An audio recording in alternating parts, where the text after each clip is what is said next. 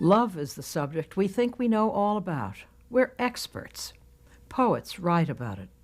It is the subject of most songs, films, and plays. It seems to be fundamental to our lives. Yet there's tension, jealousy, and possessiveness.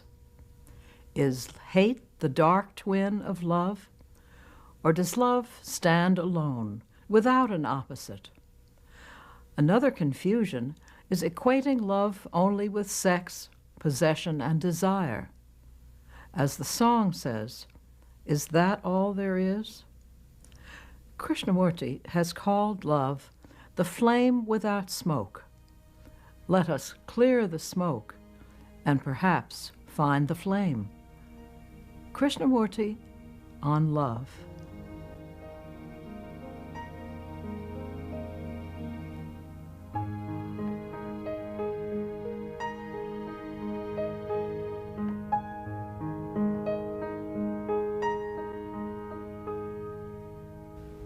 Is love pleasure? Is love desire? Is love thought? Is love something that you hold, possess? Is love that you worship? You understand? Worship. The statue, the image, the symbol. Is that love? The symbol, the statue, the picture is put together by thought. Your prayers is put together by thought. Is that love? Please go into it for yourself. So, can we, through negation of what is not love, negate completely in oneself, totally put aside entirely all that which is not love?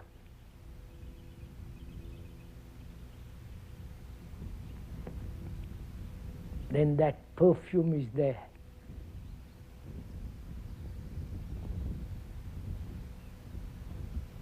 And that perfume can never go once you have put aside completely those things which are not love.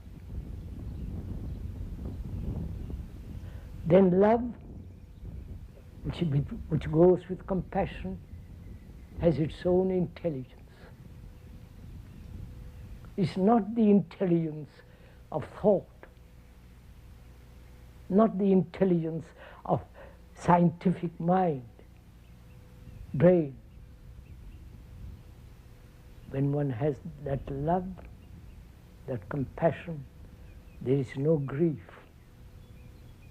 no pain, no sorrow. If there is love, then you will never kill another. Never. So it is an immense thing to come upon it. Nobody can give it to another.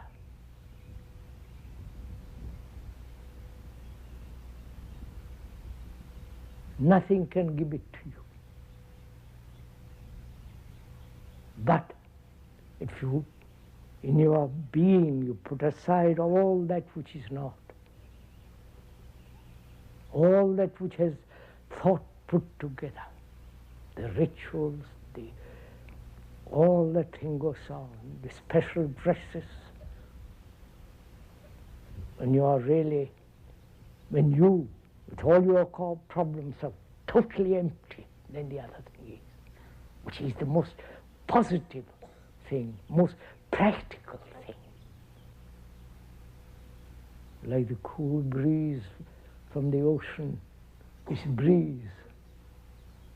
You can shut it out or live with it. When you live with it, it's totally a different dimension. There is no path to it. There is no path to truth, either yours or mine. No path whatsoever. Christian, Hindu, sectarian, God. So one has to live it. You can only come to it when you have understood the whole nature, psychological nature and structure of yourself.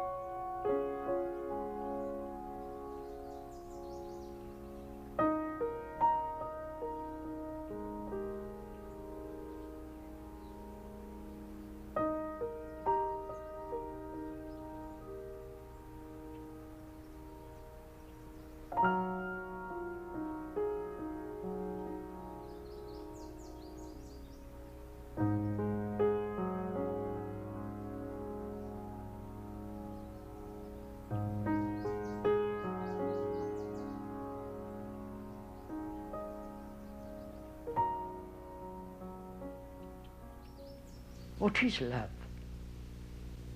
If it has a cause, I love you because, then obviously it's not love. Let's be clear on that, right? I love God because I hope someday He will help me.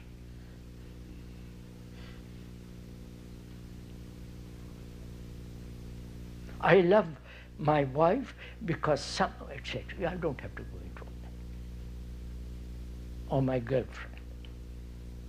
So, if we are very clear that love has no cause,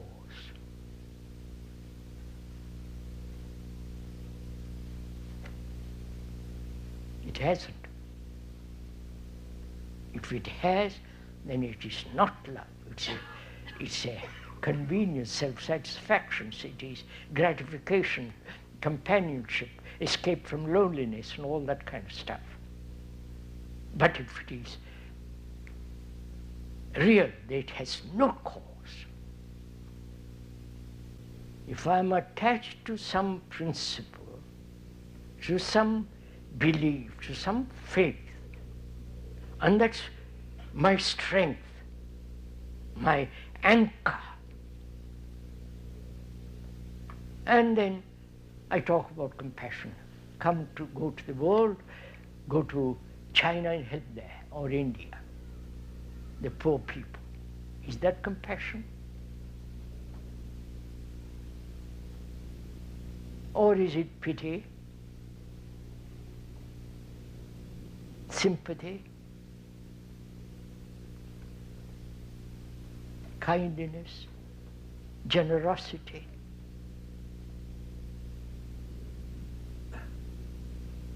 Which I call compassion. Or compassion cannot possibly exist when there is any kind of anchorage.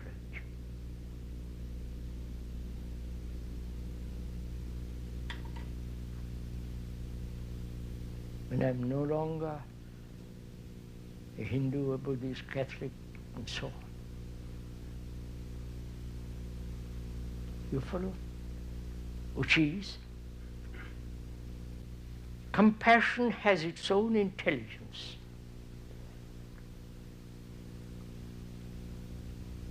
It is unintelligent to have an anchorage of security in some deity, some symbol, some faith. That indicates lack of intelligence.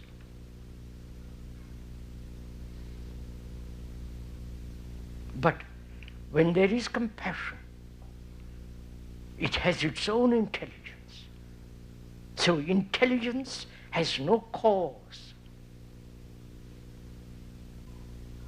Where there is compassion and intelligence, that very intelligence is action. But I haven't got it. It's good, sounds good in this tent. But when I leave it, it's gone.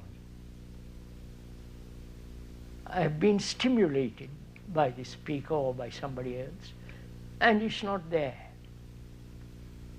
And that's a tragedy. So, again, what am I to do? How am I to capture that flame? You see, love is not an experience. All experiences are sensual. Reactions. As love is not desire, pleasure, reward, escape from one's own misery, if one sees that, observes it, then out of that observation, the thing may flower.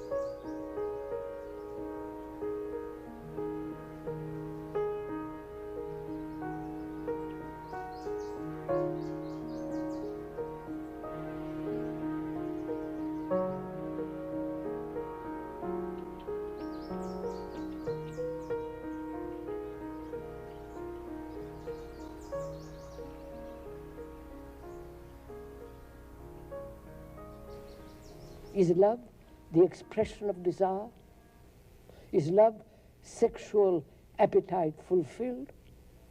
Is love a thing that can be cultivated, that can be made to grow? When I have no love, I think about it, I do all kinds of things to it so that I know how to love my neighbor? That would be a denial of it. So, is love pleasure? And apparently that it is now. Seems to have been debased to that. I mean, now, actually it is that. It's what we would call love. Love of God. Mm-hmm. I don't know what God is. And yet I'm supposed to love him. And therefore I transfer my pleasures of the world, of things, of sex, to a higher level, which I call God. It is still pleasure. So, what is pleasure in relation to love? What is enjoyment in relation to love? What is joy? The unconscious feeling of joy. The moment I recognize joy, it's gone. And what is the relationship of joy, enjoyment, and pleasure to love? Love has been identified with sex. Love making. The very construction, love making love, it's a horrible thing. is. I think this is very important. What the Western civilization has put this over the whole of the earth. Through cinemas, through books, through pornography, through every kind of advertisement, stories. This sense of love is identification with sex, which is pleasure. Basically, is love pleasure?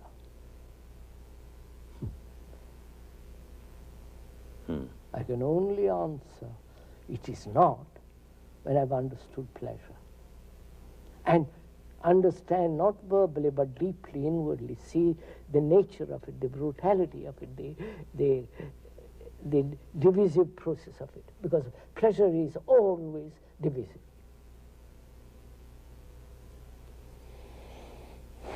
Enjoyment is never divisive. Joy is never dividing.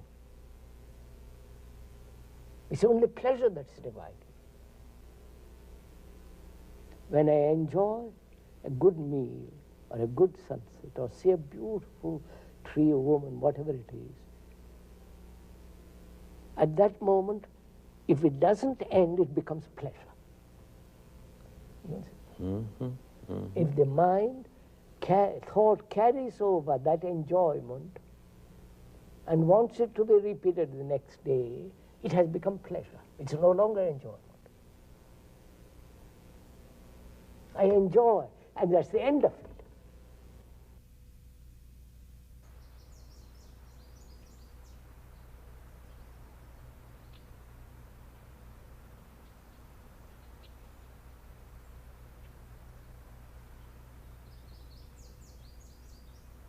My friend who's married and has had several marriages, he thinks that he still loves his present wife. And he says to me in our conversation, I can't lose her, I must hold on, because my life is empty without her. You know all this, don't you?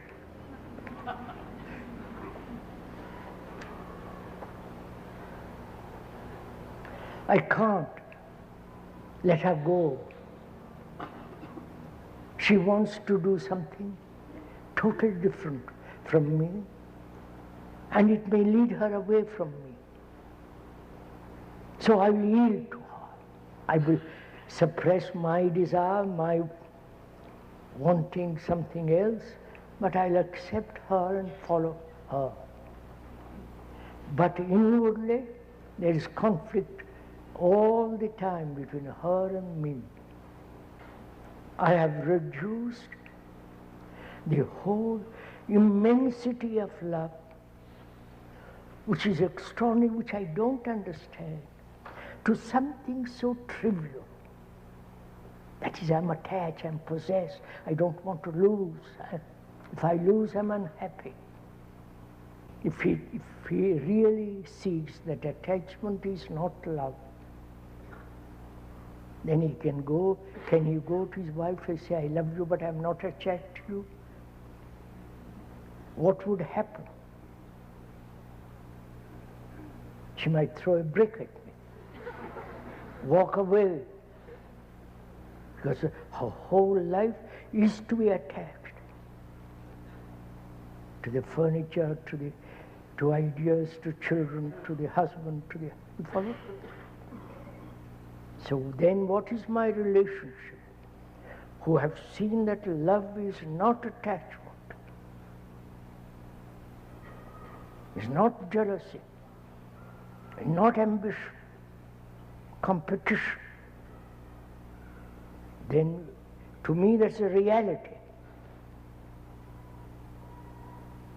not just a verbal structure. And what's my relationship to her, who's quite the different? Go on, sir, it's your problem, not mine.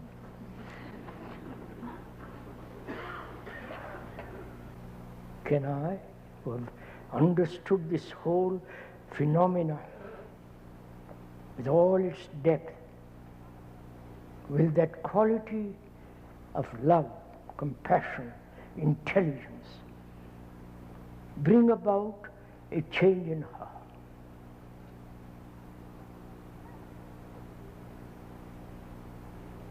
That is, if she's at all sensitive, she's at all observant, listening to what I am saying, wants to understand each other, then there is a possibility of her changing. If she puts a wall, as most people do, then what am I to do? Go on, sir. Don't look at me. Look at yourselves.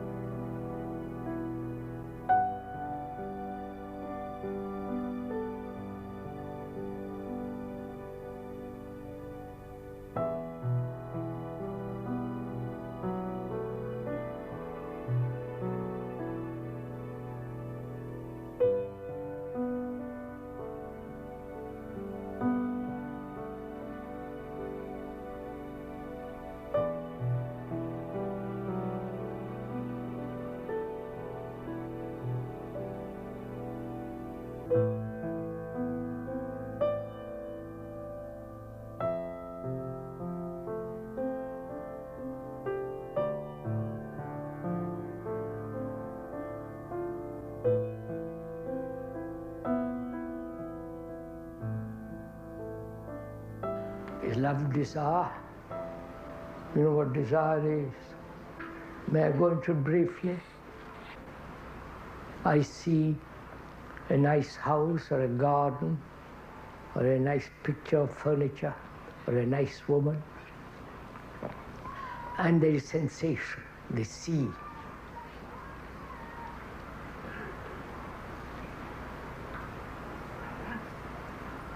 The observing.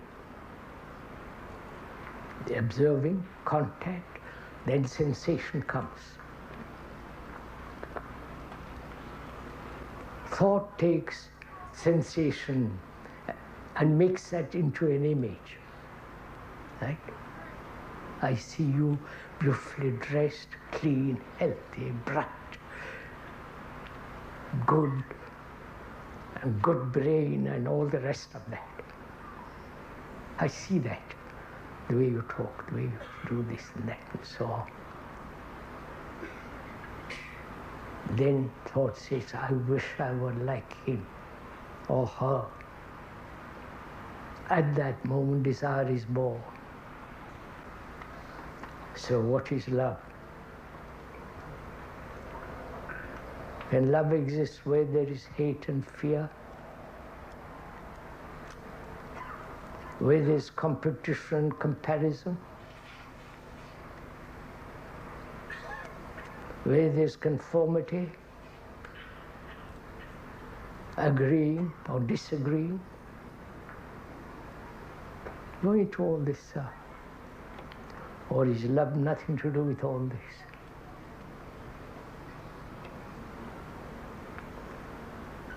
Is love something in the brain, inside the skull? Or is it something entirely beyond form and time? And where there is self-interest, there cannot be love. Obviously, so you consider all this for oneself. Love is not yours or mine, it's love, right? I may be married, have children, sex, and all the rest of it. In all that there may be tenderness, generosity, politeness, kindliness, yielding, tolerating. That's not all, that is not love.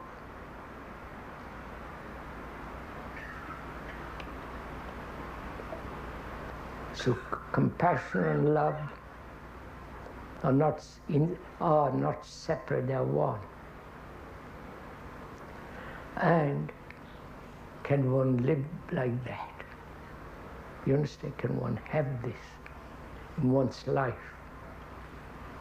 Not in abstract moments or in moments when you are sitting by yourself on the sofa or walking in the woods, a flash, a scent, a perfume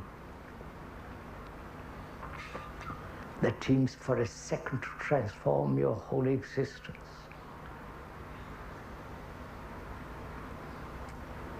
Can we live our daily life with that perfume? Because that compassion has its own intelligence.